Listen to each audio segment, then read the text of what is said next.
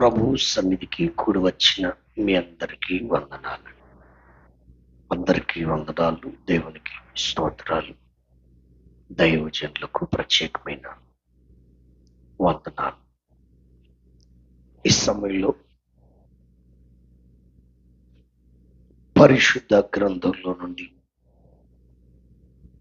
దేవుని వాక్యాన్ని కొద్ది సమయం మనం కలిసి ధ్యానం చేద్దాం.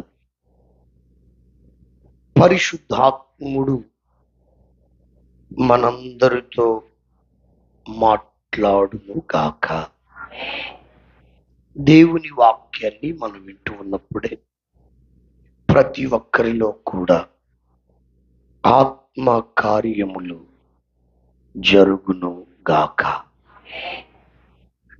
శ్రద్ధగా దేవుని మాటలు మనం కలిసి ధ్యానం చేద్దాం. మత్తయి సువార్త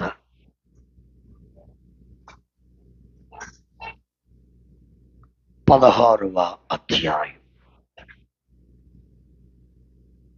6వ వాక్యాన్ని చదువుకుందాం. మత్తయి సువార్త 16వ అధ్యాయం 6వ వాక్యం.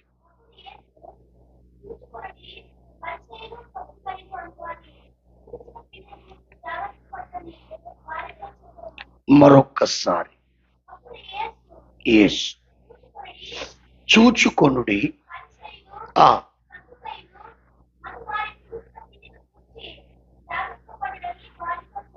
అలానే మరొక మాట మార్కు సువార్త 8వ అధ్యాయం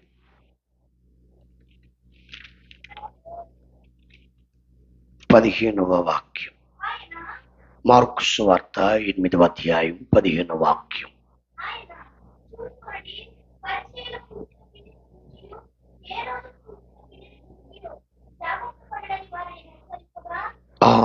చాలు.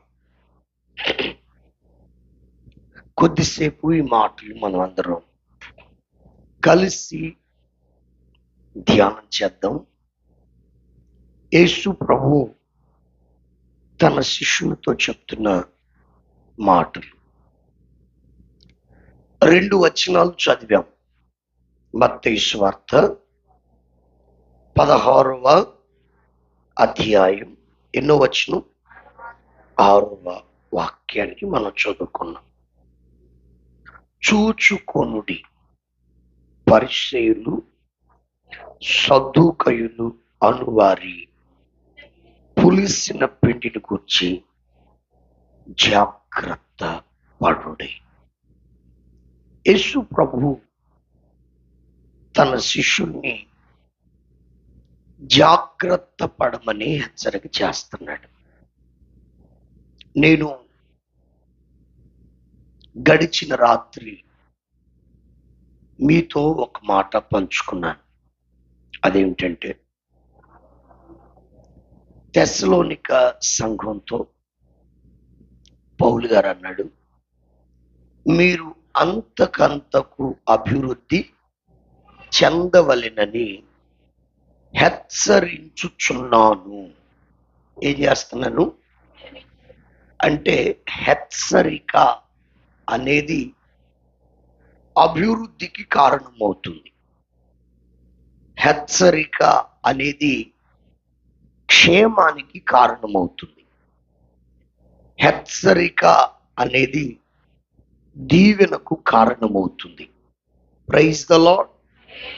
ఇప్పుడు యేసు ప్రభు కూడా తన శిష్యులకు ఒక హెచ్చరిక చేస్తున్నాడు. నాయనా, మీరు జాగ్రత్త పడండి అని 3 మాటలు చెప్పాడు. ఇప్పుడు మనం ఎన్ని వచనాలు చదివాం? 2. రెండిట్లో కూడా 3 వచనాలు ఉన్నాయి. ఒకటి, పరిసయ్యుల పులిసిన పిండిని గురించి జాగ్రత్త పడండి. రెండవది, సద్దూకయులు అనేవారి పులిసిన పిండిని గురించి జాగ్రత్త పడండి. మూడవది, హేరోదు అనే పులిసిన పిండిని గురించి జాగ్రత్త పడండి అని. ఇక్కడ యేసు ప్రభు వ్యక్తులను పులిసిన పిండితో పోలుస్తున్నాడు. వ్యక్తులను, వారి పరిస్థితులను పులిసిన పిండితో జాగ్రత్త పడుతున్నాడు. ఎందుకనంటే పౌలు గారు ఏమన్నారు? పులిసిన పిండి కొంచెమైనా ముద్దంతటిని పులియ చేస్తుంది, పాడు చేస్తుంది. పులిసిన పిండి కొంచెమైనా సరే ముద్దంతటిని ఏం చేస్తుంది? అప్పుడప్పుడు మనం చేసే చిన్న చిన్న పొరపాట్లు, చిన్న చిన్న అవిధేయతలు మన ఆత్మీయతనంతా పాడు చేస్తాయి. ఒక్క ఆకాను వలన ఇశ్రాయేలీలందరికీ అపజయం కలిగింది. ఒక్క ఆకాను వలన. అప్పుడప్పుడు మన జీవితంలో మనం చేసే చిన్న చిన్న పొరపాట్లు మన ఆత్మీయతని పాడు చేస్తాయి, మన భక్తి జీవితాన్ని పాడు చేస్తాయి. మనం అనుకుంటున్నాం మనం బాగానే భక్తి చేస్తున్నాము అని. మనం అనుకుంటాం మనం బాగానే ప్రార్థన చేస్తామని. అసలు ఇప్పుడు ప్రస్తుతం ప్రతి ఒక్కరికి ఉన్న ఒక అలవాటు ఏంటంటే ఎవరికి వాళ్ళకే అనిపించేది ఏంటంటే, నేను చేసేదే కరెక్ట్, నేను మాట్లాడేదే కరెక్ట్, నేను చెప్పేదే కరెక్ట్. ఇక ఎవరికి వాళ్ళకి అనిపించేది ఏంటంటే నేనే కరెక్ట్, ఇంకెవడు కరెక్టు కాదు. మా సంఘంలో ఒక అయ్యగారు ఉన్నారు, అంటే ఒక విశ్వాసం ఉన్నాడు. ఆయన పాస్టర్ గారికి తప్ప ఇంకెవరికి వందనాలు చెప్పడం. పాస్టర్ గారికి తప్ప ఇంకెవరికి వందనాలు చెప్పడం. ఎవరు వందనాలు చెప్పినా అంటాడు, ఎవరు వందనాలు చెప్పినా అంటాడు. ఒక్కోసారి అది కూడా అనడం, ఏం పట్టించుకోకుండా పోతా ఉంటాడు. చాలా మంది బాధపడి నాతో చెప్పారు, అదేంటయ్యా ఒకరికొకరు వందనాలు చెప్పుకోమని దేవుని వాక్యం అంటుంది కదా, అదేంటి వందనాలు చెప్తే తిరిగి వందనాలు చెప్పడేంటి, కనీసం తలను ఊపడేంటి, మాకు చాలా బాధగా ఉందయ్యా పలానా ఆయన విషయంలో అంటే, సరేలే ఒకసారి అడిగి చూస్తాలే అని నేను ఆయనతో మాట్లాడాను. ఆయన పేరు రాజు. రాజు అన్న, మీరు ఎవరికి వందనాలు చెప్పడం లేదంట సంఘంలో, అందరూ చాలా బాధపడుతున్నారు, అది పద్ధతి కాదు కదా, వందనాలు చెప్పకపోయారా అని నేను అడిగాను. పాస్టర్ గారు, మన సంఘస్థుల గురించి అసలు మీకు తెలియదు. ఆ మరియం ఉంటదే మీ దగ్గర ఒకలాగా ఉంటుంది, ఇంటికి వెళ్ళినాక అమ్మ బాబోయ్ ఆ మామూలు కాదు, ఆ నోరు తెరిచిందంటే ఇంకా ఎవరు అక్కడ ఉండరండి, అటువంటి ఆమెకు నేను ఎందుకు వందనాలు చెప్పాలండి అన్నాడు. ఆ మరియమ్మ గారి ఇంటికి 4 ఇళ్ళ అవతల యోహాన్ గారు ఉంటాడు. ఆ యోహాన్ గారు ఉన్నాడే, ఆయన తక్కువడు కాదు. నేను ఇక చూడండి, సంఘంలో ఉన్న ఒక్కొక్కళ్ళ పేర్లు చెప్తున్నాడు, వాళ్ళల్లో ఉన్న బలహీనతలన్నీ చెప్పి అటువంటి వాళ్ళకి నేనెందుకు వందనాలు చెప్పాలండి అంటున్నాడు. అటువంటి వాళ్ళకి నేనెందుకు వందనాలు చెప్పాలండి అంటున్నాడు. విషయం మీకు అర్థమవుతుందా? అంటే ఈ అయ్యగారి మనసు ఏంటి, ఇక మా చర్చిలో నేను ఒక్కడనే పర్ఫెక్ట్, ఇంకెవడో కాదు. ఇది బాగా అందరిలో వచ్చేసిందండి. ఈ మధ్య కొన్ని సంఘాలు తయారైనవి. ఆ సంఘస్థులు, ఆ సంఘాలు, ఆ సంఘ సేవకులు చెప్పుకుంటారు, ఇక మా సంఘమే పరలోకం వద్దు, ఇక ఏ సంఘం పరలోకం వద్దు, మాదే ఎత్తబడే సంఘం, మాదే వధువు సంఘం. వాళ్ళు ఎవరు చెప్పారో నాకు అర్థం కావడంలా. ఏవండి, ఇక వీళ్ళే మార్కులు వేసుకోవడం ఎక్కువైపోయింది. మంచిదే కానీ కొంచెం అది అప్పుడప్పుడు అది ప్రమాదానికి దారి తీసింది. అందుకని అప్పుడప్పుడు మనల్ని పరీక్ష చేసుకోవడం, సరి చేసుకోవడం చాలా అవసరం. అది దీవెనకరం కూడా. Praise the lord. అందుకని ఈ పగటి కాల సమయంలో 3 మాటలు మీ దగ్గరికి నేను తీసుకురావాలనుకుంటున్నాను. అది నంబర్ 1, పరిసయ్యులు అనే పులిసిన పిండి. నంబర్ 2 చెప్పండి, సద్దూకయులు అనే పులిసిన పిండి. నంబర్ 3, హేరోదు అనే పులిసిన పిండి. ఈ అనుభవాలు మనలో ఉన్నాయేమో జాగ్రత్తగా చూసుకోవాలి. ఆ పులిసిన పిండి గురించి జాగ్రత్త పడండి అని యేసు ప్రభు తన శిష్యులకి చెప్తున్నాడు. యేసు ప్రభు తన శిష్యుల్ని హెచ్చరిక చేస్తున్నాడు, జాగ్రత్త పడమని. హల్లెలూయా. ఇప్పుడు 3 అనుభవాలు మనం ధ్యానం చేసుకుందాం. నంబర్ 1, పరిసయ్యులు అనే పులిసిన పిండి. అందరు చెప్పండి, ఏ పులిసిన పిండి? ఈ పరిసయ్యుల అనుభవాలు, ఈ పరిసయ్యుల పరిస్థితులు ఏమండి, పులిసిన పిండితో యేసు ప్రభు పోలుస్తున్నాడు. అవి మన భక్తి జీవితాన్ని పాడు చేస్తాయట. ఏంటి ఆ అనుభవాలు?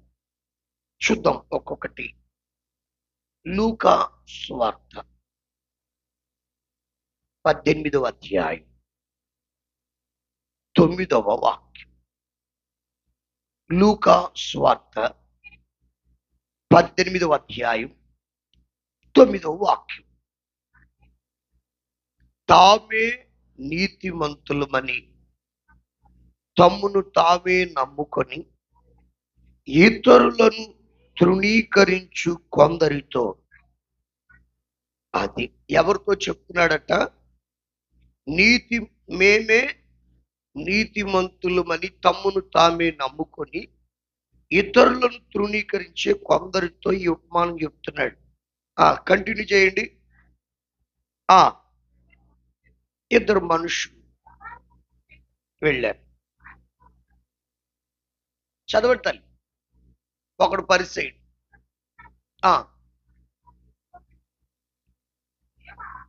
చాలండి, మనకి అందరికి తెలిసిందే ఇది. పరిసయ్యుని ప్రార్థన, శంకరి ప్రార్థన చాలాసార్లు వినే ఉంటాం కదా. హల్లెలూయా. ఓకే, పరిసయ్యుడు నిలబడి ప్రార్థన చేస్తున్నాడు. అయ్యా, చోరులు, అన్యాయస్తులు, వ్యభిచారులు అయిన ఇతర మనుషుల వలె, మరి విశేషంగా ఈ శంకరి వలె నేను ఉండనందుకు నీకు కృతజ్ఞతాస్తుతులు చెల్లించుచున్నా. వారానికి 2 సార్లు ఉపవాసం చేస్తున్నా. నా సంపాదన అంతట్లో 10వ వంతు చెల్లిస్తున్నా అని తనలో తాను ప్రార్థించుచూ ఉన్నాడు. అబ్బా, దీంట్లో ఒక్కటైన దేవుణ్ణి కనపరిచే మాట ఉందా? ఏమండి, ప్రతి మాటలో కూడా తన భక్తిని ప్రదర్శిస్తున్నాడు. అర్థమవుతుందండి? అంటే ఇతడెవరు? స్వనీతి పరుడు. ఎవరితను? స్వనీతి పరుడు. తన నీతి మీద అబ్బో తనకే, ఇక నేనే నీతిమంతుడు. ఇందాక చెప్పాను కదా, మా చర్చిలో ఉన్న వ్యక్తికి వచ్చి పరిసయ్యుడు బ్యాచ్. ఏ బ్యాచ్? ఈ పరిసయ్యులకు ఉండే లక్షణాలు ఏంటంటే, నంబర్ 1, ఒక 2-3 విషయాలు చెప్తాను. పరిసయ్యుల లక్షణాలు. నంబర్ 1, నేనే నీతిమంతుణ్ణి అని అనుకోవడంలో తప్పులేదు. నేను అంటాను, అనుకోవడంలో తప్పులేదు. కాకపోతే యేసయ్య అంటాడు, అలా అనుకుని ఇతరులను తృణీకరిస్తున్నాడట. కొంతమంది ఉంటారు బాగా పాడగలిగిన వాళ్ళు ఉంటారు. ఇంకొంతమంది సంఘంలో ఉంటారు పాడలేని వాళ్ళు. అంటే పాడతారు, పాడాలని ఆశ ఉంది. వీళ్ళకి రాగం కుదరదు. వీళ్ళకి ఏం కుదరదు? తాళం కూడా కుదరదు. కానీ ఏం ఆశ? పాడాలని ఆశ. ఇప్పుడు మా చర్చిలో మ్, మ్, నేను పాస్టర్ గారిని, మా అన్నయ్య కూడా పాస్టర్ గారి, మా అన్నయ్య కూడా పాస్టర్ గారి. మా అన్నయ్య వేరే సంఘం నడిపిస్తాడు, నేను ఒక సంఘం నడిపిస్తాను. నేను మాత్రం మా సంఘంలో రాగం తాళం వచ్చిన వాళ్ళకే పాటిస్తా. రాగం తాళం కుదరకపోతే నేను అస్సలు రాజీ పడను, పాట ఇవ్వను. మా అన్నయ్య మాత్రం అందరికి ఇస్తాడు. అసలు ఒక్కొక్కళ్ళు పాడతారండి, నేను రికార్డింగ్ చేసుకుంటా. ఎందుకంటే దేవుని కృపను బట్టి దేవుడు ఒక కృప ఇచ్చాడు నాకు. అదేంటంటే సంతోషం కలిగిన ఒక పాట రాసుకుంటా, బాధ కలిగిన ఒక పాట రాసుకుంటా. దేవుని కృపను బట్టి ఇప్పటికి సుమారుగా 90 పాటలు రాసుకోవడానికి దేవుడు కృప చూపాడు. 13 ఆల్బములు చేయడానికి దేవుడు కృప చూపాడు. Praise the lord. అందుకని కొంచెం పాటలు రాస్తా ఉంటా కదా, ట్యూన్లు చేస్తా ఉంటా కదా. ఒకళ్ళు పాడుతూ ఉంటే చాలా విచిత్రంగా ఉంటుంది. నాకు రాలేదు ఈ థాట్ అని అనిపిస్తుంది. అంటే నేను రాసిన రాగం వేరు, వాళ్ళు పాడే నేను ఇక నవ్వుకొని రికార్డింగ్ చేసుకుంటా. రికార్డింగ్ చేసుకొని అప్పుడప్పుడు ఒంటరిగా ఉన్నప్పుడు అవి పెట్టుకొని వింటా ఉంటా, వీళ్ళు భలే పాడారని. ఎందుకంటే అసలు నేను రాసిన దానికి వాళ్ళు పాడిన దానికి అసలు సంబంధమే ఉండదు, కొంతనే ఉండదు. అట్లా పాడతాడు. కానీ మా అన్నయ్య అందరికి ఇస్తాడు. నేను అప్పుడప్పుడు ఎవరు లేనప్పుడు అడుగుతా, ఎవరైనా నువ్వు అందరికి పాటలు ఎత్తున్నావురా, అది బాగోట్లేదు. చర్చిలో వరకు అయితే బాగానే ఉంటుంది, గొట్టాల్లో మైకుల్లో అందరు దూరంలో నుంచి అంటున్నారు, చాలా రోతగా ఉండదంటే మా అన్నయ్య అంటాడు, వాళ్ళు సరిగ్గా పాడారా లేదా నాకు అనవసరం, వాళ్ళు మందిరంలో చాలా కష్టపడుతున్నారు, దేవుణ్ణి మందిరాన్ని ప్రేమించి ధారాళంగా ఖర్చు పెడుతున్నారు, అటువంటి వాళ్ళని గణపరచడం మన బాధ్యత అంటాడు. నాకు కూడా అప్పుడు అనిపించింది, కాకి పిల్ల కదండి. ఒక చిన్నపిల్లడు ఉన్నాడు, ఎంత చిన్నపిల్లడు, ఒక ఆడికి 2 సంవత్సరాలు 3 సంవత్సరాలు ఉంటాయి. ఆడు ఏడదాకా, నేను ఇంకా చెప్పలో మీరు నవ్వుతున్నారు కదా, మీకు అర్థమైపోయింది. ఎందుకంటే మీరు కూడా చిన్నప్పుడు అందరూ అదే పరిస్థితి కదా. ఇక నోట్లోకి వెళ్ళి అంటున్నాడు, బాగా టేస్టీగా ఉంది ఆడికి, మొత్తం రోతగా అయిపోయింది ఇదంతా. పక్కింటికి వెళ్ళాడు అట్లానే, ఎలా మీ అమ్మ లేదా అని విసుకుంటుంది. ఎవరు? ఆమె కూడా ఒక తల్లే, ఆమె కూడా పిల్లలు ఉన్నారు. కానీ వీణేం చేస్తుంది, వెంటనే వాడు ఏడ్చుకుంటూ వచ్చాడు ఇంటికి. ఇంట్లో ఎవరున్నారు? కన్న తల్లి. ఆమె ఏం చేసిందో తెలుసా, ఈడు ఏడ్చుకుంటూ రావడం చూసి ఏమంటే ఆ శివుడి ముక్కుతోనే ఆయన ముద్దు పెట్టేసుకుంటుంది. అప్పుడే ఖరీదైన చీర ఒకటి కట్టుకుంది, ఆ చీర కొంగుతో తుడిచేస్తుంది. ఒక తల్లి ఏమో చేతరించుకుంది, ఇంకో తల్లి ఏమో మాట్లాడరేంటండి, ఎవరు బిడ్డ వాళ్ళకి ఇష్టం కదా. Praise the Lord. కానీ ఈ పరిసయుడు ఉన్నాడే, నేను నీతిమంతుడు అనుకుంటే పర్వాలే, కానీ పక్కన ఏం చేస్తున్నాడు, పాస్ట్ గారు మీకు తెలియదంటే, మీరు అనుకున్నంత పరిశుద్ధులేం కాదు వాళ్ళు, మీరు అనుకున్నంత నమ్మకత్తులేం కాదు వాళ్ళు అని ఇతరులను కించపరిచే వాళ్ళు సంఘాలలో తయారవుతున్నారు, పెరుగుతున్నారు. అది అప్పుడప్పుడు మనలో కూడా వచ్చేస్తుంది. జాగ్రత్త, ఇది పులిసిన పిండి. ఏంటది? ఇతరులను తృణీకరించుట, ఇతరులను కించపరుచుట, ఇతరులను విమర్శించుట. ఏంటది? నేనే భక్తుణ్ణి, నేనే పరిశుద్ధుణ్ణి, నేనే పాటగాడిని, నేనే ప్రసంగికుణ్ణి, నేనే మా చర్చిలో ఎక్కువ కానుకిస్తా, నేనే ఎక్కువ పరిచర్య చేస్తా అన్నావో, నీ భక్తి పులిసింది, నీ ఆత్మీయత పులిసింది. దీన్ని తీసి పారేయాలి. ఏం చేయాలా? ఎవడు పులిసిన పిండి కొంచెమైనా ముద్దంతా పాడు చేస్తుంది కనుక ఆ పులిసిన పిండిని ఏం చేయాలా? కొరింథీ మొదటి పత్రిక 5వ అధ్యాయంలో ఆ మాట మనకు కనబడుతుంది కదా. కొరింథీ మొదటి పత్రిక 5వ అధ్యాయం 7వ వాక్యం. క్రొత్త ముద్ద అవుటకై ఆ పాతదైన పులిసిన పిండిని అది మీరు కొత్త ముద్ద అవ్వాలి, మీరు నూతన పరచబడాలి. ప్రైజ్ ద లార్డ్, హల్లెలూయా. మీరు నూతన పరచబడాలి, మీరు క్రొత్త ముద్దగా మారాలంటే ఆ పాతదైన పులిపిండి లేక పులిసిన పిండిని తీసి, అందరు చెప్పండి ఏం చేయాలా? ఈ కోటాల్లో ఏం చేయాలా? ఇదే చివరి రోజా రేపు ఏమైనా ఉందా? ఒరే కాదు, మళ్ళా పడిద్దిరా, పక్కన పెట్టురా. ఎందుకంటే రెండోసారి పడినప్పుడు మళ్ళా వస్తావు. వేసుకో, నీ దానికి వేసుకో, లేదా నువ్వు గప్పుకో, బాగుంటుంది. చలి పుట్టకుండా గట్టిగో కళ్ళు చెప్పండి, ఇంకొంచెం గట్టిగా చెప్పండి. జాగ్రత్తగా గమనించండి, ఈ మాట గమనించండి. పులిసిన పిండి కొంచెమైన ముద్దంతటిని పాడు చేస్తుంది కనుక మన జీవితంలో రక్షణ పొందిన ప్రారంభంలో మనం ఎలా ఉంటామంటే, రక్షణ పొందిన ప్రారంభంలో క్రొత్తగా జన్మించిన శిశువులను పోలిన వారమై ఉంటాం. పేతురు మొదటి పత్రిక 2:1. చదవదులండి. క్రొత్తగా జన్మించిన శిశువును పోలి ఉంటాం. అప్పుడు చేసే ఆరాధన ఎంత నిష్కపటంగా ఉంటుందో, ఎంత నిష్కల్మషంగా ఉంటుందో. చర్చిలోకి వస్తే మనకి ఎవరిలో కూడా దోషాలు కనబడవు, ఎవరిలో కూడా లోపాలు కనబడవు. ఎందుకంటే మారు మనసు పొందిన క్రొత్త, బాప్తిజం పొందిన క్రొత్త.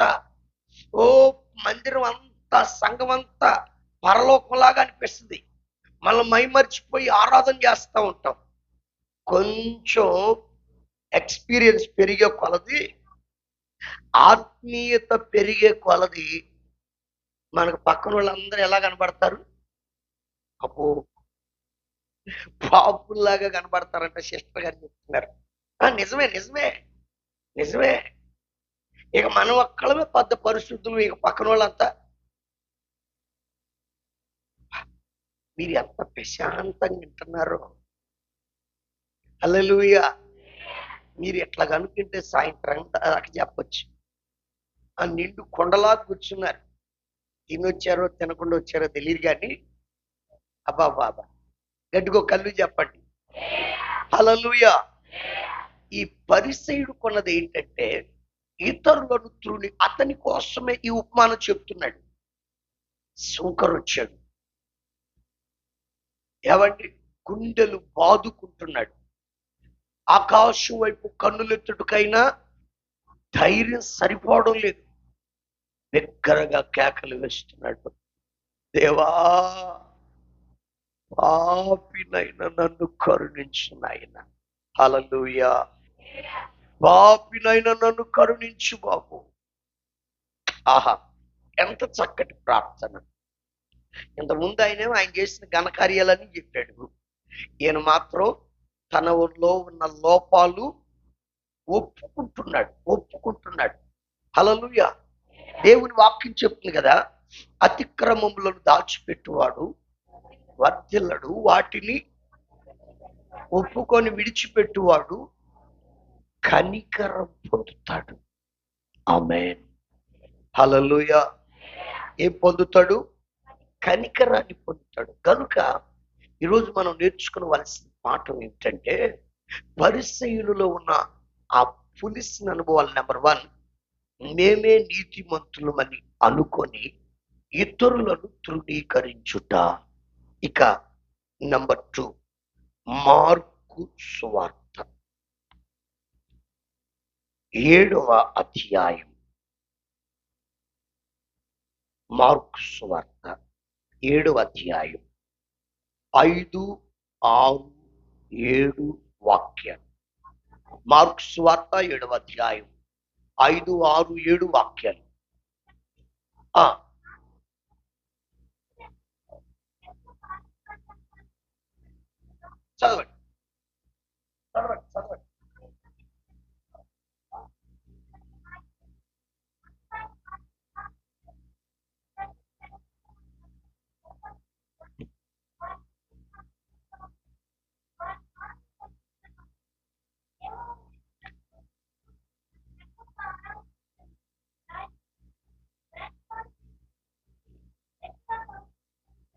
ఆ చాలు చాలు చాలు చాలు.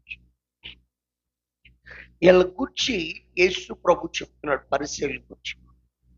ఒకసారి తలలు పైకెత్తినాడు చూడండి. యేసు ప్రభు దగ్గరకు వచ్చారు. ఎవరాళ్ళు? పరిసయ్యులు వచ్చాడు. వచ్చి యేసు ప్రభుని క్వశ్చన్ చేస్తున్నారు. ప్రభువా, మిమ్మల్ని ఒకటి అడగొచ్చా? మిమ్మల్ని ఒకటి అడగాలని ఉంది అన్నాడు. అడగండి నాయన అని అంటే, అవి ఏం లేదు కానీ నీ శిష్యులు ఉన్నారు కదా, వాళ్ళని చాలాసార్లు గమనించాం. చేతులు కడుక్కోకుండా భోజనం చేస్తున్నారేంటి? అసలు చేతులు కడుక్కోకుండా భోజనం చేయొచ్చా? ఏమనండి, ఇదంత పద్ధతిగా లేదు అని పరిసయ్యులు యేసు ప్రభుని క్వశ్చన్ చేస్తున్నారు. గమనించండి. శిష్యులకి కొన్ని యూదులకి కొన్ని పద్ధతులు ఉన్నాయి. అదేంటంటే, ఎవరింటికన్నా వెళ్తే ముందు కాళ్ళు కడుక్కోవాలి, కాళ్ళు చేతులు కడుక్కోవాలి. ప్రైజ్ ద లార్డ్, హల్లెలూయా. ఆ తరువాత లోపలికి రావాలి. ఇంతకుముందు మన తెలుగు ప్రాంతంలో కూడా ఎక్కువ ఉండేది. ఇప్పుడు అన్ని తగ్గిపోయింది. ఫ్యాషన్ ప్రపంచం ఎక్కువైపోయింది కదండి. చెప్పులు వేసుకొని బెడ్రూమ్ లో కూడా వెళ్ళిపోతున్నాయి. అది వాళ్ళ స్టేటస్ సింబల్ అనమాట. చెప్పులు వేసుకొని తిరగడం అది స్టేటస్ అన్నమాట. ఇక ఒకళ్ళు కూర్చి ఇప్పుడే మనం ఏంటది హల్లెలూయా. ఎవరి పద్ధతులు వారి. ఇది యూదుల పద్ధతులు. ఏమండి, చేతులు కడుక్కోవాలి, కాళ్ళు కడుక్కున్న తర్వాత ఇంటికి రాగానే ఏం చేయాలంటే అతిథికి తల అంటాలి, నూనెతో తల అంటాలి. ఆ తరువాత ప్రేమపూర్వకంగా వారికి ప్రేమ ముద్దు పెట్టాలి. అది వాళ్ళ పద్ధతి. అసలు నేటి ఖాతర చేయకుండా వెళ్ళిపోయి డైరెక్ట్ భోజనం చేసేస్తున్నారు. అడిగారు యేసయ్యని, నీ శిష్యులు ఎందుకని చేతులు కడుక్కోకుండా భోజనం చేస్తున్నారు అని అంటే వెంటనే యేసు ప్రభు చెప్పాడు, వాళ్ళు అడిగింది చేతులు కడుక్కోకుండా భోజనం చేస్తున్నారు. వెంటనే యేసయ్య ఏమంటాడు తెలుసా? ఈ ప్రజలు పెదవులతో నన్ను ఆరాధించుచున్నారు కానీ వారి హృదయము నాకు ఎలా ఉంది? దూరంగా ఉందని ఒక మాట రివీల్ చేస్తున్నాడు. అదేంటంటే, మానవులు కల్పించిన పద్ధతులను దేవోపదేశములని బోధించుచు నన్ను వ్యర్థముగా ఏం చేస్తున్నారు? ఆరాధిస్తున్నారు. ఇదే మాట 8వ వచనంలో, మీరు దేవుని ఆజ్ఞను విడిచిపెట్టి మనుషుల పారంపర్యాచారమును. అది ఇప్పుడు తలలు పైకెత్తండి. పరిసయ్యులో ఉన్న పులిసిన అనుభవాలు. నెంబర్ 1, ఇతరులను తృణీకరించుట. నెంబర్ 2, ఏమండి, ఆరాధనే, ప్రార్థనే, ఆచారాలు. అది మానవులు కల్పించిన పద్ధతులు. ఇప్పుడు క్రిస్టియన్లు పెళ్లిళ్ళు జరుగుతూ ఉంటాయి. ఎవరు పెళ్లిళ్ళు? క్రిస్టియన్లు పెళ్లిళ్ళు జరుగుతాయి. ఆ పెళ్లి కార్డుల పైన ఉంటది ఏమని? పరిశుద్ధ వివాహం. వివాహం కాదు, అవునా కదా? మీరు బ్యానర్ మీద అదే, పెళ్లి కార్డు మీద అదే, వివాహం అన్ని విషయాలు ఘనమైందని ఒక వాక్యం వేసి దానికి పెద్ద హెడ్డింగ్, పరిశుద్ధ వివాహం. అంటే పరిశుద్ధుల వివాహం అని అర్థం. పేరేమో పరిశుద్ధుల వివాహం, కానీ అక్కడ చూస్తే ఒక్క పూజారి గారే ఉండరు. ఎవరు ఉండరు? ఒక్క పూజారే ఉండరు. అన్ని లోక పద్ధతులా కాదు? మీరు చెప్పండి, మీరు మాట్లాడండి. అంటే ఒక్కొక్క ఏరియాలో ఒక్కొక్క స్టైల్ ఉంటుందండి, ఒక్కొక్క ఏరియాలో ఒక్కొక్క పద్ధతి ఉంటుంది.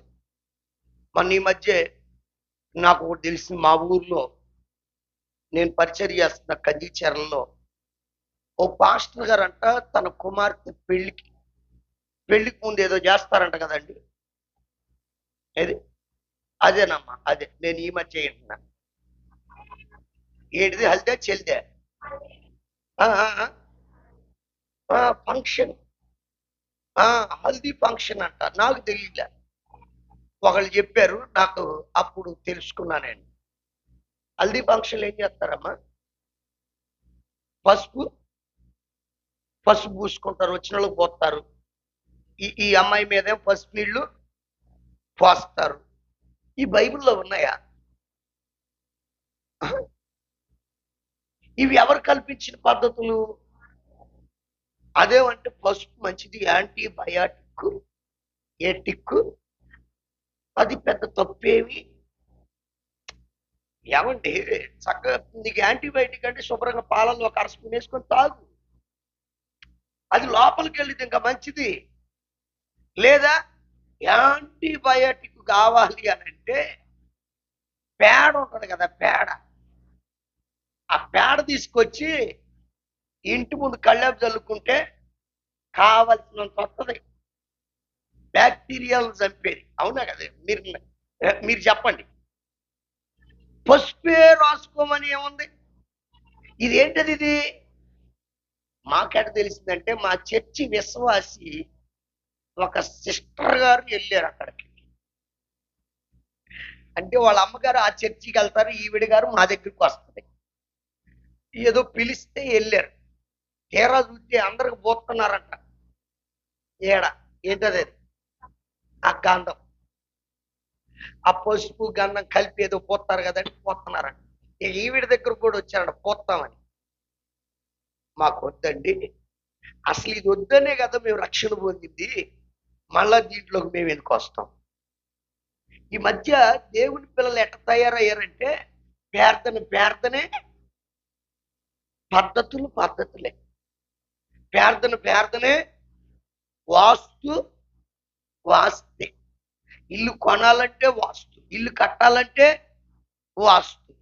అవునా? మీరేమనుకోనంటే బాధపడాల్సిన సంగతి ఏంటంటే, రాజమండ్రిలో నేను కొంతకాలం సేవ చేశాను. అప్పుడు నాకు తెలిసిన ఒక సంగతి చెప్తాను.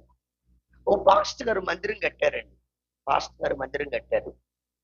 మందిరానికి పునాది వేసేటప్పుడు ఆ ఫస్ట్ చేస్తారు కదా, దాన్ని ఏమంటాం మనం అయితే కార్నర్ స్టోన్ అంటాం, ఓకేనా? మూలరాయి అంటాం. అన్యుల్లో ఏమంటారు? శంకుస్థాపన. శంకుని స్థాపిస్తారు. అందుకు దేవుని పిల్లలు అసలు ఆ పదం వాడకూడదు, శంకుస్థాపన అనే పదం వాడకూడదు. మనం శంకుని స్థాపించకూడదు. Praise the lord. ఇక అయ్యగారు పూజారి గారిని సిద్ధాంతిని పిలిచి, పాస్టర్ గారు దేవుని మందిరం కట్టడానికి ఏమంటే పూజారితో నవధాన్యాలు వేపించాడంట. ఏ ధాన్యాలు? జగన్ గారి ప్రభుత్వం రాకముందే ఈ అయ్యగారు నవరత్నాలు కాదు, నవధాన్యాలు వేసాడు. చెప్పనా? మందిరం కట్టాడు. మందిరంలో ఇంకా పూర్తిగా ఆరాధన జరగక మునిపే పాస్టర్ అమ్మ గారికి క్యాన్సర్ వచ్చి చనిపోయింది. ఆ తర్వాత ఆ సంఘంలో చాలా చాలా చాలా చాలా పరిస్థితులు జరిగాయి. అసలు ఆ పద్ధతి ఇంటికే చేయకూడదు. అటువంటి దేవుని మందిరానికి వెడ చేస్తావు? నేర్చుకోండి. దేవుని పిల్లలు మీరు మారు మనసు పొందిన తర్వాత, బాప్తిజం పొందిన తర్వాత ఏ శుభకార్యం నీ ఇంట్లో జరిగినా మానవులు కల్పించిన పద్ధతులు నీలోకి రాకూడదు, నీ ఇంటిలోకి రాకూడదు, నీ కుటుంబంలోకి రాకూడదు. వాటిలో దీవెన లేదనే, అవి లోక సంబంధమైనవని విడిచిపెట్టి నువ్వు వచ్చావు. అదేమంటే మన వాళ్ళు ఏమంటారు? తాత ముత్తాల కాలం చేస్తున్నాం అండి అంటారు. అసలు ఏ తాత స్టార్ట్ చేసాడు పేరు చెప్పండి అంటే ఎవడికి తెలియదు. అసలు ఒక విషయం ఏంటంటే, మీ తాతగారి పేరు తెలుసు కమ్మా నీకు? మీ ముత్తాత పేరు తెలుసా? కొంతమందికి తెలిసింది, ముత్తాత పేరు తెలుసు. ఆ ముత్తాత వాళ్ళ నాన్న పేరు ఇంకెవరికన్నా తెలుసా? అసలు నీ వెనక 4వ తరం పేరే నీకు తెలిసావదు. ఆడు తాగుబోతాడో ఏమనుకోబాకండి, అట్ట అంటున్నానండి, అనక తప్పదు. ఏమండి, తాగుబోతాడో, తిరిగిపోతాడో, ఎంతమంది భార్యలు మెయింటైన్ చేశాడో. అవునా కదా? వాళ్ళ బతుకే సరిగ్గా లేదు, వాళ్ళ పరిస్థితులే సరిగా లేవు. అటువంటి వ్యక్తి ఏర్పాటు చేసిన పద్ధతుల్ని అబ్బా అది ఎంత తూచా తప్పకుండా ఎంత పద్ధతిగా పాటిస్తారో మనోళ్ళు. అందుకని నేటి క్రైస్తవ కుటుంబాలలో దీవెన లేదు, ఆశీర్వాదం లేదు. గడిచిన రాత్రి మనం విన్నాం, దావీదు అంతకంతకు వర్ధిల్లాడు, దావీదు అంతకంతకు ప్రబలాడు, దావీదు అంతకంతకు అధికుడయ్యాడు. ఏమండి, ఇన్ని ఆధిక్యతలు దేవుడు తన పిల్లలకి ఇస్తుంటే మరి నేటి క్రైస్తవ కుటుంబాల్లో, నేటి దేవుని పిల్లల్లో ఎందుకు జరగడం లేదు అనంటే, ఇప్పుడు దేవుని పిల్లలు ఏం చేస్తున్నారు? పేరుకే దేవుని పిల్లలు, కానీ వీళ్ళు దేవునిని లోకాన్ని కలిపేశారు. ఎవరిని కలిపారు? చీకటికి వెలుగుకి సంబంధం ఉంటుందండి? విశ్వాసికి అవిశ్వాసికి జోడు కుదురుతుందా? క్రీస్తునకు బెలియాలునకు సంబంధం ఉందా? ఈరోజు రెండింటిని కలుపుతున్నారు. రెండింటిని కలిపినంత కాలం దీవెన నీ ఇంటికి రాదు. ఈ పరిస్థితులు పేర్దనే మనుషుల పారంపర్యాచారాలు, ఆచారాలే. అందుకని ఆయన అంటాడు, వీళ్ళు పెదవులతో నన్ను ఆరాధిస్తున్నారు కానీ వారి హృదయం నాకు దూరంగా ఉంది. ఈరోజు ఒక్కసారి నువ్వు ప్రశ్న వేసుకో, నీ భక్తి ఎలా ఉంది? ఒకళ్ళ భక్తితో నీకు అనవసరం. నీ భక్తి ఎలా ఉంది? దేవుని పద్ధతుల్లో నడుస్తున్నావా? మానవులు కల్పించిన పద్ధతుల్లో నడుస్తున్నావా?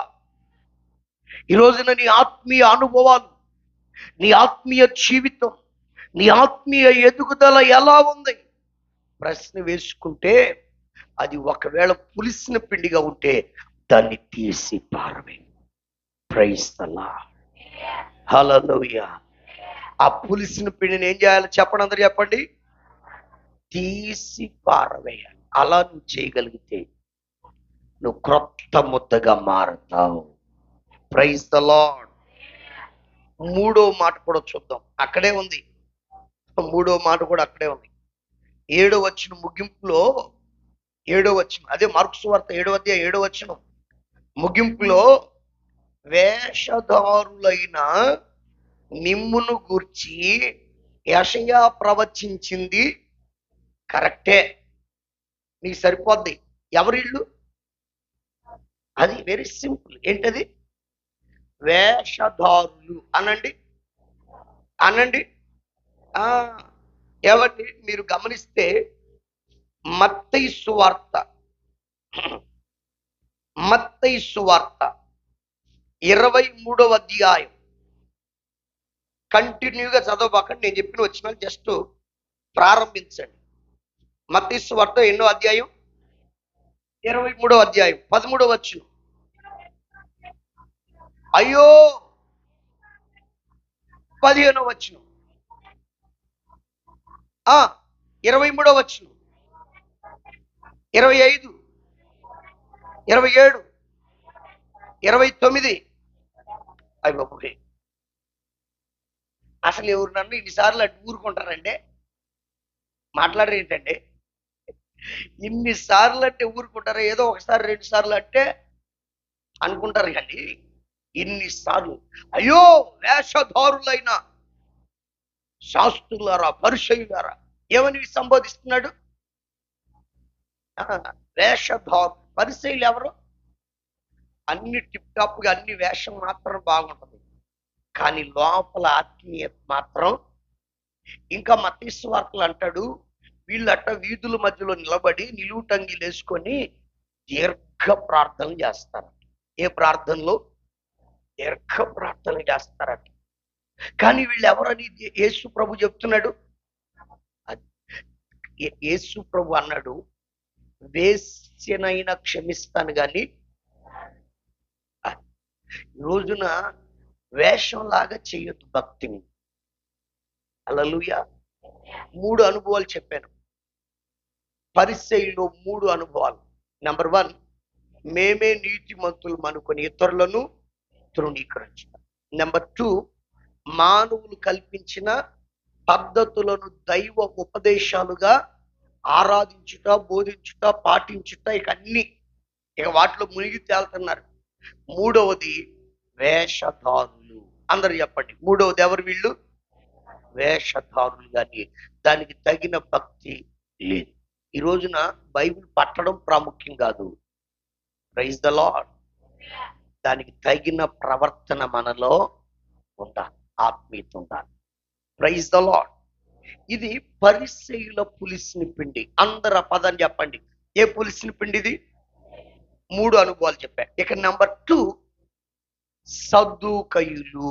అందరు చెప్పండి. ఏ పులిసిన పిండి? ఇంతకీ వీళ్ళు ఎవరో? వీళ్ళు కూడా భక్తులే. వీళ్ళలో పులిసిన అనుభవాలు ఏంటి? చదవండి. లూకా సువార్త 20వ అధ్యాయం 27వ వాక్యం. లూకా సువార్త 20వ అధ్యాయం 27వ వాక్యం.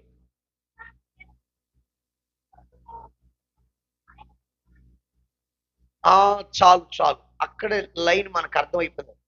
ఫస్ట్ లైన్ లోనే క్లియర్ గా ఉంది. పునరుత్థానము లేదని చెప్పేది ఏ సద్దూకయ్యులు? ఇది చాలా విచిత్రం అండి. అందరు నన్ను చూడండి. అసలు ఇంతకంటే ఘోరమైనది మరొకటి లేదు. సద్దూకయ్యులు భక్తి చేస్తారు, పాటలు పాడతారు, ఆరాధన చేస్తారు, అన్ని బాగుంటాయి. చివరిలో ఏమంటారు తెలుసా? పునరుద్ధానం లేదంటారు. పునరుద్ధానం అంటే తిరిగి లేపబడుట, ఎత్తబడుట. హల్లెలూయా. వీళ్ళు ఏమంటున్నారు? అసలు ఎంతకంటే దారుణమైన మరి ఒకటి ఉందా? ఇగో ఏమండే, ఒకవేళ పునరుద్ధానం కనుక ఉంటే మేము మిమ్మల్ని ఒకటి అడుగుతామండి అన్నారు యేసు ప్రభుని. అబ్బో, అడగండి ఆయన. ఏం లేదు కానీ ఒక ఆవిడికి బ్రతికి ఉండగా 7 భర్తలు ఉన్నారు. ఎంతమంది? 7 భర్తలు. ఇప్పుడు ఆమె చనిపోయింది. పరలోకానికి వెళ్ళిన తర్వాత ఈమె ఎవరికి భారీగా ఉంటది? ఫస్ట్ వాడిగా, రెండో వాడిగా, మూడో వాడిగా, నాలుగో వాడిగా, 5, 6, 7 ఎవరికి భారీగా ఉంటది? అసలు పరలోకమే ఉంటే. మరి పరలోకం లేనప్పుడు ఇప్పుడు అందరు నన్ను చూడండి. మన మాట, మన క్రియలు, మన ప్రవర్తన, మన నడవడిక, మన అలవాట్లు అన్ని సరిగా ఉండాలని హెచ్చరికలు. Praise the Lord. సినిమాలు చూడకూడదు, కూతులు మాట్లాడకూడదు, తాగకూడదు, విచ్చలవిడిగా ప్రవర్తించకూడదు, అక్రమ సంబంధాలు ఉండకూడదు. ఇప్పుడు తాగేవాడు దాంట్లో ఏం వెతుక్కుంటున్నాడు? సంతోషం వెతుక్కుంటున్నాడు. వ్యభిచారం చేసేవాడు దాంట్లో ఏం వెతుక్కుంటున్నాడు?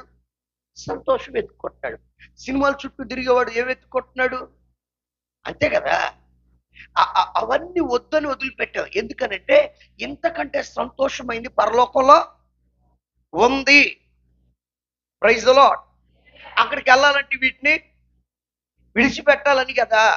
సినిమాలు మానేసాం, బూతులు మానేసాం, వ్యభిచారం మానేసాం, దొంగతనం మానేసాం, అన్ని మానేసి అమ్మో చాలా పర్ఫెక్ట్ గా బతుకుతున్నాను, బతకాలా అని చెప్పి నడుస్తున్నాం.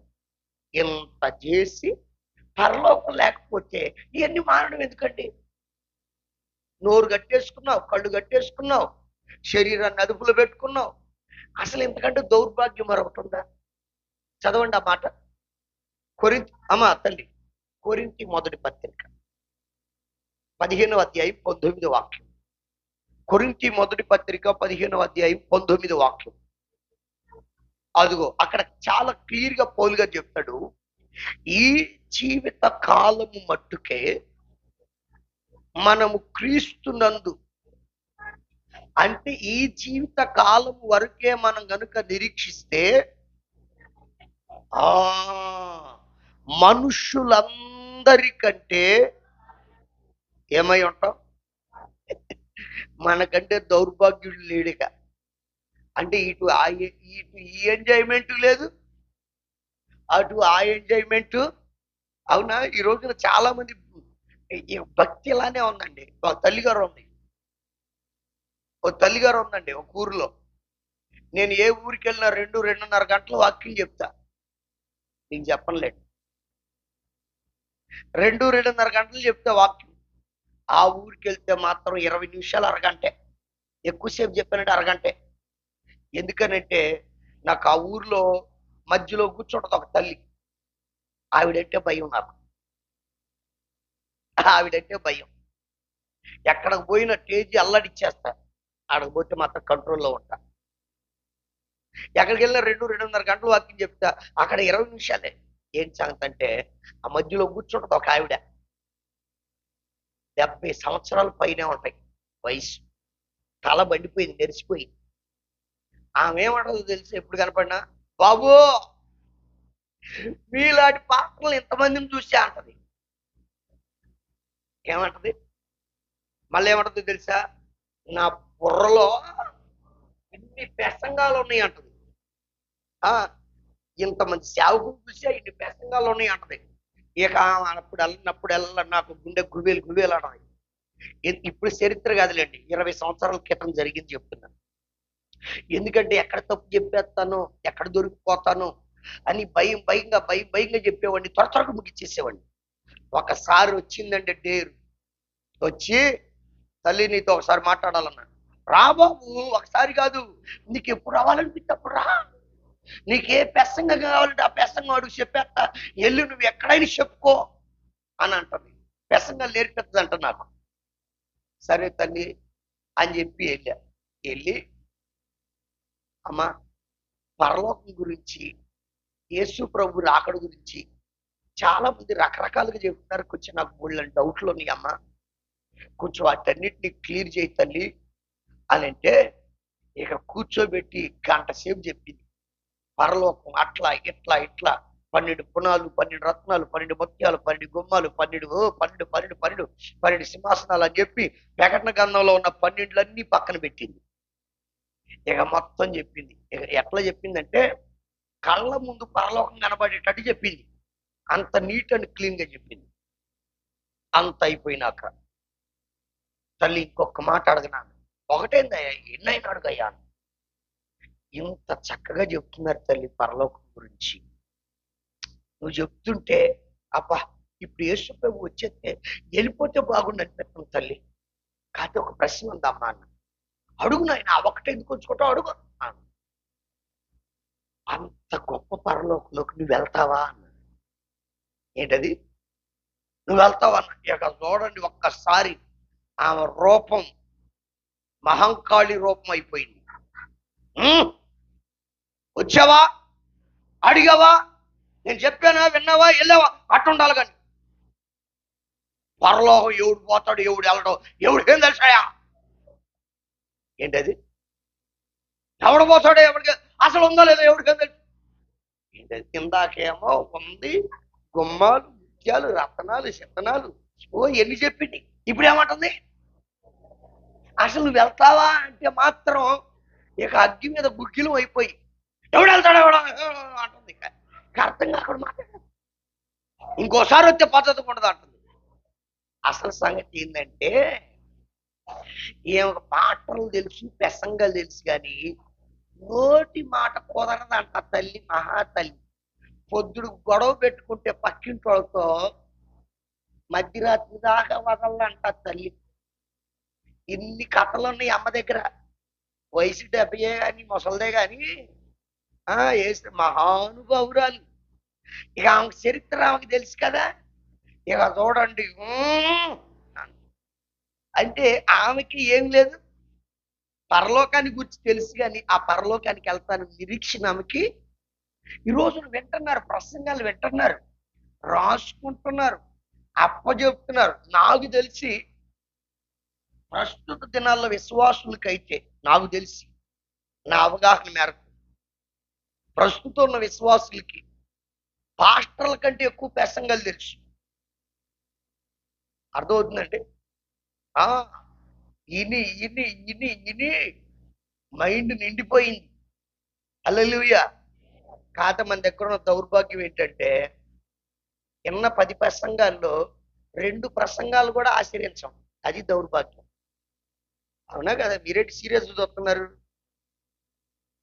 నేను చెప్పింది కరెక్టా కదా?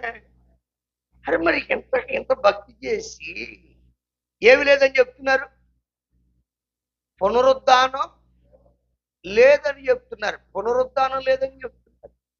ఈ రోజున నిరీక్షణ లేకుండా బ్రతుకుతున్నారు. జాగ్రత్త. శ్రేష్టమైన నిరీక్షణ దేవుడు మన కొరకు ప్రవేశపెట్టాడు. హల్లెలూయా. అబ్రహాము అంతటి ధనవంతుడు మరొకడు ఆ రోజుల్లో లేరు. కానీ అబ్రహాము గుడారాల్లో నివసించాడట.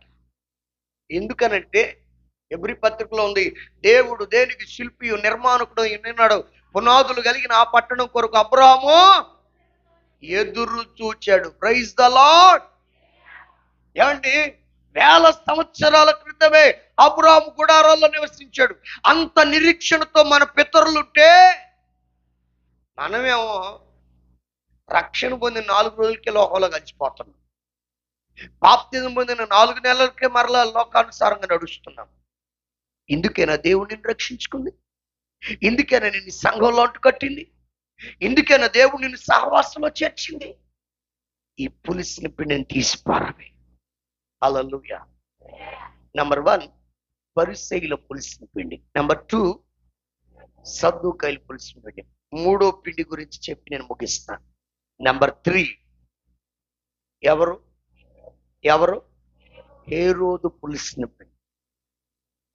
చదవండి లూకా సువార్త 23వ అధ్యాయం. లూకా సువార్త 23వ అధ్యాయం 8వ వాక్యం.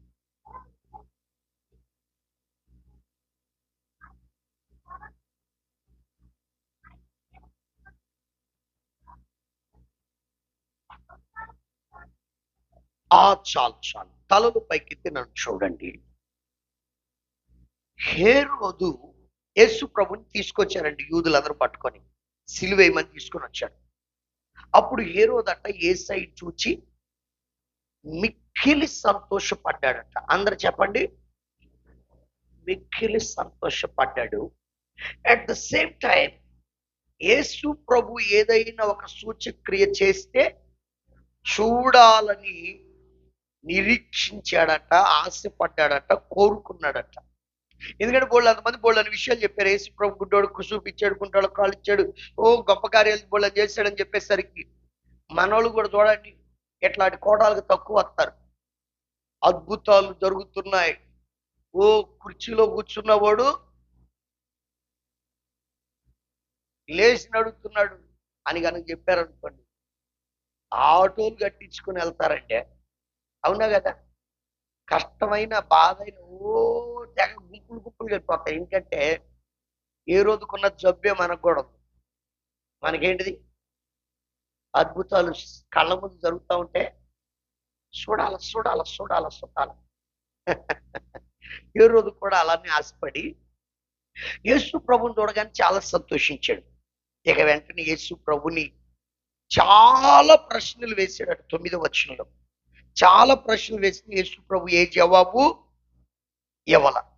ఇప్పుడు ఏం చేసాడు తెలుసా? 11వ వచనం చదవండి తల్లి. ఇప్పుడు హేరోదు తన సైనికులతో కలిసి, అబ్బో ఇందాకేమో యేసు ప్రభు చూడాలనుకున్నాడు, యేసు ప్రభు అంటే సంతోషించాడు. ఇప్పుడు ఏం చేస్తున్నాడు? 1 యేసయ్యను తృణీకరించి, నెంబర్ 2 యేసయ్యను అపహసించి, మరలా నాకు వద్దు నాయన యేసయ్యను మళ్ళా రిజెక్ట్ చేసేస్తాడు, తృణీకరిస్తున్నాడు, అపహసిస్తున్నాడు. ఈ రోజున విశ్వాసుల జీవితాలు కూడా ఎలా అయిపోయాయి? అద్భుతాలు జరిగాయా? వస్తారు చర్చి. ఏ మేలులు జరగలేదా? పాటగారు ఏం జరుగుతుంది అంటే రావంటే, ఏంటి తల్లి మానేసామంటే, దేవుడు ఏం చేశాడంటే, అసలు ఏం జరిగింది, దేవుడు మాకేం చేశాడు రా అంటే వీళ్ళు ఎవరో అద్భుతాలు జరిగితేనే వస్తారు, మాత్కార్యాలు జరిగితేనే వస్తారు. ఇది నిజమైన విశ్వాస లక్షణమా? ఇది ఏ రోజు పిలిచిన పిండి. నిజమైన భక్తుడు ఎలా ఉంటాడో తెలిసిన? షడ్రక్, మేషక్, అబేద్నెగోలు ఏమంటారంటే, మా దేవుడు తప్పించుటకు రక్షించుటకు అని. ఒకవేళ ఆ పదం చూడండి, 100% రక్షిస్తాడు. ఒకవేళ తప్పించకపోయినా అబ్బా హల్లెలూయా. అది మేలు ఈ మధ్య సంఘాల్లో పాటిత్తే వస్తున్నారండోయ్, పెత్తనం ఇత్తే వస్తున్నారండోయ్, పదవులు ఇత్తే వస్తున్నారండి, సంఘంలో గుర్తింపు ఉంటే వస్తున్నారు, ఘనతలు ఉంటే. మనం వచ్చేది ఘనతల కోసమా, పదవుల కోసమా, మాటల కోసమా, లేక మన ఆత్మీయ ఎదుగుదల కోసమా? మరి ఎందుకు కలుగుతున్నారు సంఘాల్లో, చర్చిల్లో ఎందుకు కలుగుతున్నారు? చేతులెత్తి స్వరం ఎత్తి గట్టిగా కళ్ళు చెప్పండి, ఇంకొంచెం గట్టిగా చెప్పండి. ఏమండి, కార్యాలు జరిగితేనేమో సంతోషమా, జరగకపోతే వ్యర్థం లేదు గీర్థం లేదు అంటారా? ఇది పులిసిన పిండి. జరిగినా జరగకపోయినా ఆయనే దేవుడు. ఆమేన్. ఆయనే మా సమస్తం. ఇలా నువ్వు చెప్పగలిగిన రోజు నువ్వు నిజమైన విశ్వాసి. Praise the Lord. ఈ రోజున 3 విషయాలు నేను మీతో పంచుకున్నాను. ఒకటి, పరిసయ్యులు పులిసిన పిండి, దీన్ని తీసి పారవేయండి. రెండవది, సద్దూకయ్యులు పులిసిన పిండి, దీన్ని తీసి పారవేయండి. మూడవది, హేరోదు పులిసిన పిండి, దీన్ని తీసి పారవేయండి. మీరు క్రొత్త ముద్దగా మారాలి అనంటే, హల్లెలూయా, నూతన యెరూషలేము అనే పరిశుద్ధ పట్టణంలో చేరి క్రొత్త పాట యేసయ్య సన్నిధిలో మీరు పాడాలి అంటే, పులిసిన పిండి తీసి పారవేయుదురుగాక. హల్లెలూయా. పులిసిన అనుభవాలకు మీరు దూరం అగుదురుగాక. ఈ రోజున చాలా మంది ఆత్మీయ జీవితాలు పాడైపోతున్నాయి. లోక పద్ధతులతో కలిసిపోతున్నారు, ఇతరులను తృణీకరిస్తున్నారు, వేషధారణ భక్తి చేస్తున్నారు. ఇంతకాలం భక్తి చేసి ఎవరిని పరలోకం లేదని కొందరు, పునరుద్ధానం లేదని కొందరు ఇష్టానుసారంగా ప్రవర్తిస్తున్నారు. స్వస్థతల కోసం పరిగెత్తుతున్నారు, సూచక్రియల కొరకు, అద్భుతాల కొరకు, మహత్కార్యాల కొరకు పరిగెత్తుతున్నారు. ఆమేన్. ఈ రోజున నీవు నేను అలా ఉండకుందుముగాక. మనం పులిసిన పిండిని తీసి పారవేసి నూతనమైన క్రొత్త ముద్దగా మార్చబడుతుముగాక. ఒకరిద్దం ప్రార్థన చేసుకుందాం. తలలు వంచి కళ్ళు మూయండి, ప్రార్థన చేసుకుందాం. పరిశుద్ధాత్ముడు నీతో నాతో మనందరితో బహుతేటగా చాలా స్పష్టంగా మాట్లాడుతూ వచ్చారు. కనులు మూసిన వాళ్ళు మీ చేతులు పైకెత్తండి. ఏ పులిసిన అనుభవాలు నీలోకి వస్తున్నాయా? అయ్యా,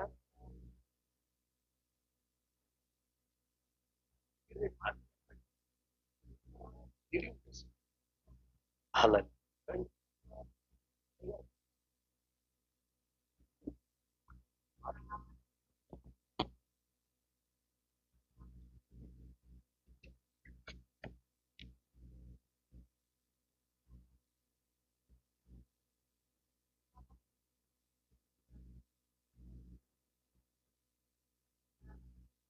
మన ఆత్మీయ జీవితంలో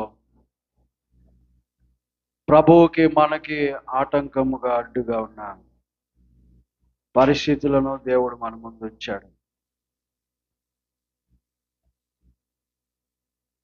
పరలోకానికి వెళ్లకుండా అడ్డుపట్టే మూయబడే ద్వారాలు మన జీవితంలో మన విధేయత కలిగి మనల్ని మనం తగ్గించుకుంటే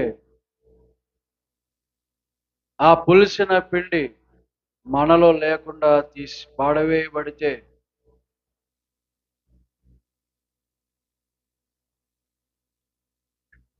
ఆ పరలోకములో కొరకైన నిరీక్షణ మనం ఏమాత్రమో తప్పిపోకుండా ఆ నిరీక్షణ కొరకు మేలైనా కీడైనా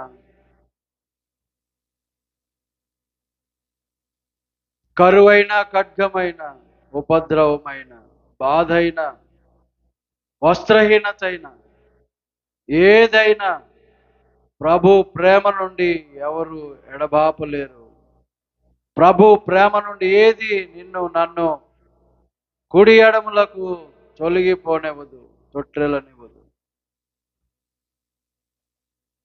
యేసు ప్రేమ మనలో ఉంటే ఆయన కొరకు మనము సంపూర్ణ మారు మనసు పొందిన వారమైతే దేవుని యొక్క మాటలు మన జీవితంలో క్రియారూపకంగా మనము అనుసరించే వారముగా వాటి కొరకు మనము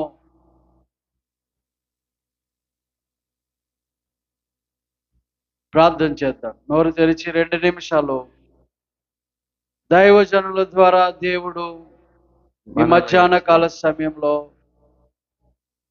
మన ఆత్మీయ నేత్రములు వెలిగించబడుటకు సరిగా మోకరించండి. మన ఆత్మలను బలపరచుటకు దేవుని లేఖనాలలో నుండి ఆ పులిపిండి తీసి పడవేయాలని, పులుసు అనేది కొంచెము కూడా ఉండకూడదని, చిన్న చిన్న బలహీనతలే మనకు ఆటంకాలుగా అడ్డులుగా ఉంటున్నాయని దేవుని వాక్యము నువ్వు గ్రహిస్తే నీలో ఏదైనా పులిసినది ఉంటే మధ్యాహ్న సమయంలో చెప్పబడిన వాక్యము వ్యర్థం అవ్వకూడదు. చెప్పబడిన వాక్యము వ్యర్థం అవ్వకూడదు. హల్లెలూయా, హల్లెలూయా. దేవుని వాక్యమునకు మన హృదయము స్పందించినట్లు హల్లెలూయా. ఎలుగెత్తి మొరపెడదాం. ప్రభువా, మా బలహీనతల నుండి, మా అపరాధముల నుండి, మా తెలివి తక్కువతనము నుండి, అవును. మా బుద్ధిహీనత నుండి మమ్మల్ని విడిపించు ప్రభువా, విడిపించు ప్రభువా. నీ కనికరము కొరకు, నీ కృప కొరకు నాయన మమ్మల్ని మేము తగ్గించుకుని, మేము చేసిన వాటిని బట్టి, మేము కలిగిన వాటిని బట్టి కాదు ప్రభువా. దేవా, మా శక్తి చేత కాదు, బలము చేత కాదు, నీ ఆత్మ వలన ప్రభువా మమ్మల్ని మేము విరిగి నలిగిన వారముగా మమ్మల్ని మేము తగ్గించుకున్నటకు సహాయం చేయండి ప్రభువా. నీ కోసమే దేవా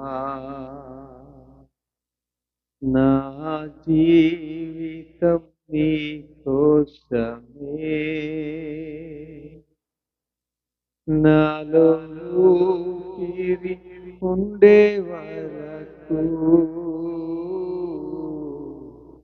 నా జీవితం నీ కోసమే. యేసయ్యా, నీవే నా యజమానుడు. యేసయ్యా, నీవే నా పాలకుడు. యేసయ్యా, చెబుదాం, నీవే నా యజమానుడు. యేసయ్యా, నీవే నా పాలకుడు. నీ కోసమే దేవా నా జీవితం, నీ కోసమే నాలో ఊపిరి ఉండే వరకు నా జీవితం నీ కోసమే. మనసున్న తలంపులను, శరీర భావములను,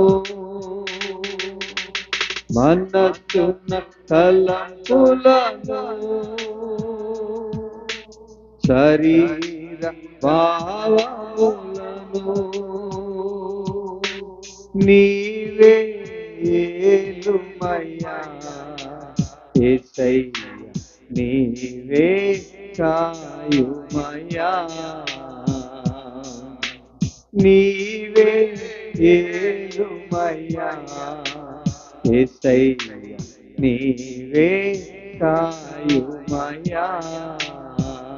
చెబుదాం. నీ కోసం బిగ్గరగా విన్న వాక్యమును బట్టి తులసినదంతా నా జీవితంలో తీసివేసి ఈ జీవితము నీ కోసమే అని ప్రభుతో చెప్తున్నాను. నా జీవితం నీ కోసమే, నాలో ఊపిరి ఉండే వరకు నా జీవితం నీ కోసమే, నాలో ఊపిరి ఉండే వరకు నా నీ కోసమే. హల్లెలూయా. సకలాశీర్వచన స్తోత్రాలు కూడా మహాగణుడా, మహోన్నతుడా, నీ ఉన్నతమైన ఉద్దేశమును బట్టి, కృపను బట్టి కృతజ్ఞతలు ప్రభువా. పాపములో, శాపములో, చీకటిలో, అంధకార క్రియలలో దేవా, లోకముతో మేము కొట్టుమిట్లాడుతున్నప్పుడు మమ్మల్ని ప్రేమించి విడిపించి నీ పరలోకము కొరకైన నిరీక్షణతో మమ్మల్ని పిలిచిన ప్రభువా, మీకు స్తోత్రాలు.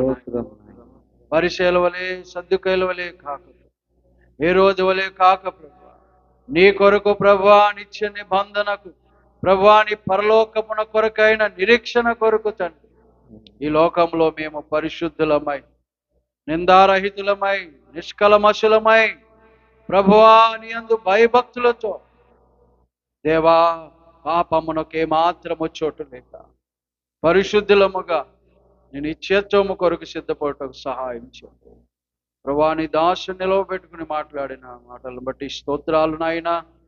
దైవజనులు విజయ్ గారు మంచి ఆరోగ్యం దయచేయండి ప్రభు. తన పరిచయలను, కుటుంబాన్ని మీరు ఆశీర్వదించండి. స్థానిక సంఘము ప్రభు రాజు గారు తన కుటుంబాన్ని బట్టి ఇచ్చిన పరిచయలను బట్టి కృతజ్ఞతలు తండ్రి, మీ కృతజ్ఞతలు చెల్లిస్తున్నాను అయా. నువ్వు జరిగిస్తున్న కూడికల కొరకు స్తోత్రం. చివరి రోజు ప్రభువా దేవా, సాయంత్రము సభను కూడా ఆశీర్వాదకరంగా, దీవెనకరంగా జరిగించండి. నీ ప్రజలను సిద్ధపరచండి. ఈ సదవకాశము పోగొట్టుకోకుండా సద్వినియోగం చేసుకున్నటకు సహాయం చేయండి.